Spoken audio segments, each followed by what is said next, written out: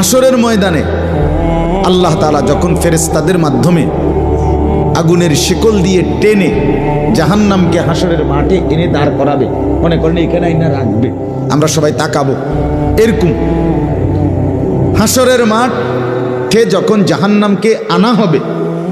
এই জাহান্নামের দিকে এক নজর তাকাইয়া হাসরের ময়দানের সমস্ত নাফরমান পাপী বেঈমান আবারও বলবে আল্লাহর কাছে,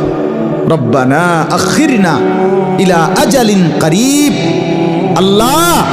একটু সময়ের জন্য দুনিয়াটা আবার ফেরত দেন, হায়াত আবার ফেরত, সময়গুলো আরেকবার দেন, আরেকটু সময় দেন, নজিব দাওয়াতাক, আপনার সব কথা তখন মেনে নেব, অনাত্তাবিউর রসুল,